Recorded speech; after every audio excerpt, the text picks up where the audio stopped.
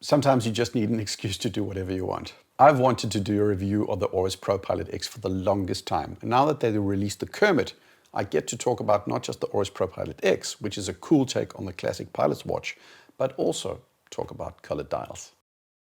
The Oris Propilot X is a 39mm all titanium watch with a thickness of 12mm and a lug-to-lug of 47mm. 47mm lug-to-lug is the same as a 42mm Speedmaster Moonwatch or a 36mm Nomos Club. So if those watches are watches that are in the range of what you typically enjoy, then this will probably work as well. The watch sits low on the wrist, and although 39mm may seem small by pilot's watch standards, the bezel is fairly thin and you do get a substantial dial experience. The movement is the caliber 400, which gives you a class-leading 120 hours of power reserve on par with an IWC Pilot Mark 20 movement, and well ahead of what you'll find in any Tudor or Longines at a comparable price. The movement is in-house, fully anti-magnetic, and really well finished. A lot of movements get a display case back when they shouldn't, but this one should and does.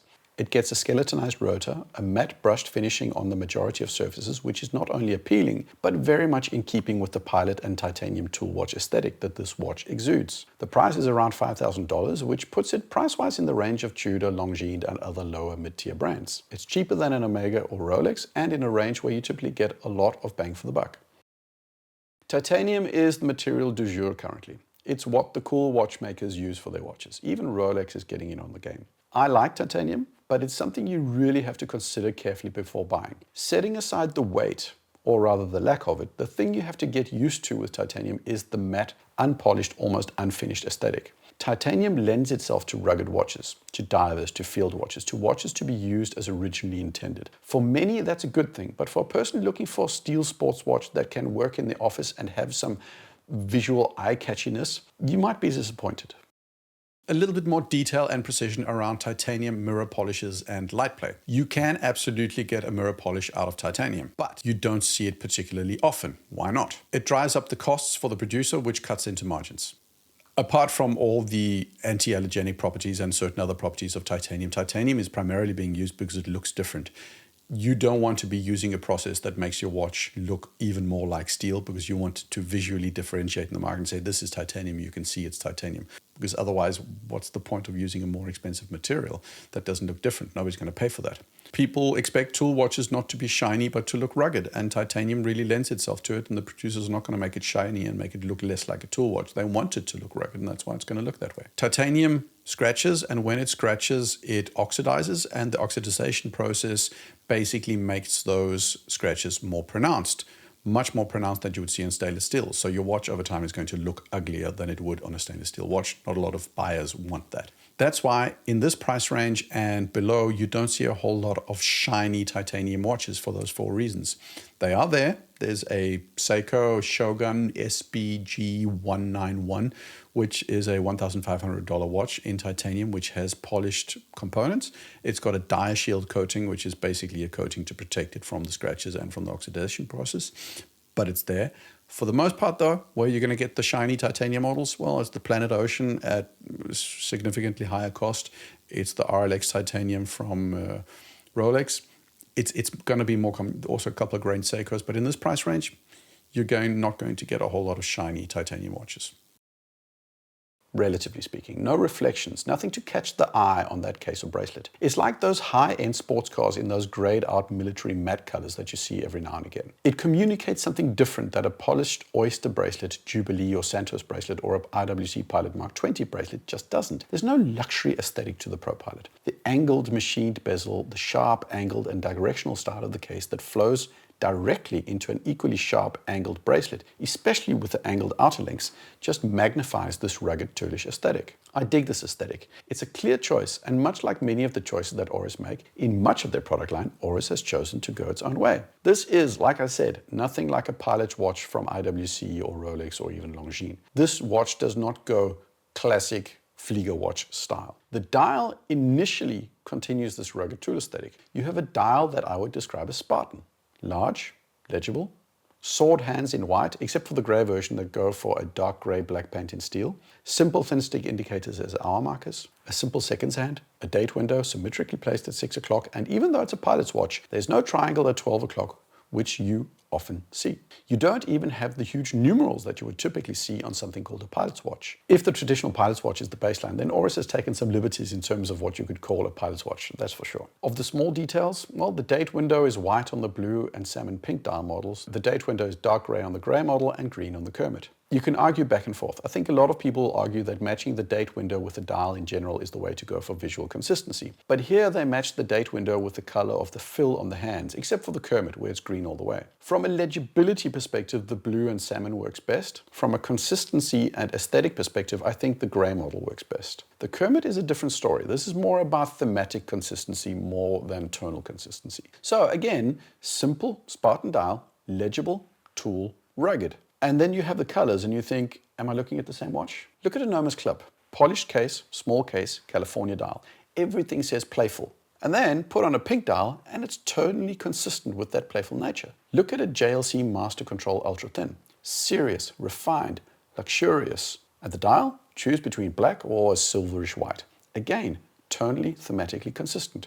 And then there's a Propilot X. All the three original colors are, yes, a matte desaturated color, mid-gray, blue or red, which becomes salmon pink. This desaturation is in keeping with the matte, angular, unpolishable nature of the titanium case and bracelet, but the colors themselves are something entirely different. This watch case and bracelet screams tool and pilot, but the matte gray, for an example, is not great from a tool pilot legibility standpoint. The blue is the most conservative and traditional of the colors, but even it is not your standard blue. It's low contrast, and without lume activated, it's also not legible in the way a high contrast blue and white IWC is. Then you have the two last colors. A salmon, which I have a hard time seeing an RAF pilot in his Spitfire wearing, or a Luftwaffe pilot for that matter either. Pink, I'm sorry, is many things, but it's not a rugged tool watch pilot's color. The Kermit even less so. This is where Oris again goes its own way and consequently aims these watches at a very specific watch buyer. Because just when you thought those looking for a rugged, hard-wearing tool pilot's watch had found the watch of their dreams,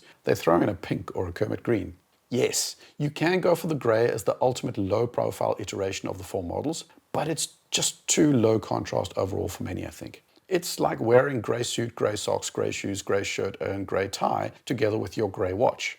It's too much, or rather, it may be too little. Oris, I think, want you to pick the pink or the green, and to many that will be a hard sell because of the nature of our relationship with colors. Watch dial colors have a hierarchy. Black and blue are top dog. In close second, you have your saturated whites and your greens. At a distant third, you might get red. And from there, you basically get into desaturated versions or tonally similar versions. So blue becomes pale blue, black becomes gray, white becomes silver or opaline or lacquered. Salmon pink and Kermit lime green are way off center in terms of popularity. Nomos chooses bright, playful colors, particularly in their club models. It's youthful, it's playful, and more than anything, it's affordable. The Nomos Club is the entry watch for the new first-time young consumer. An Oris Propilot is cheaper than an Omega, but it's 3.5 times more expensive than a club. Does the Kermit get people talking about watches? Absolutely. Does the Kermit potentially appeal to a younger, less settled, less conservative, potentially first-time watch buyer? Definitely. But you have to applaud Oris for their choices.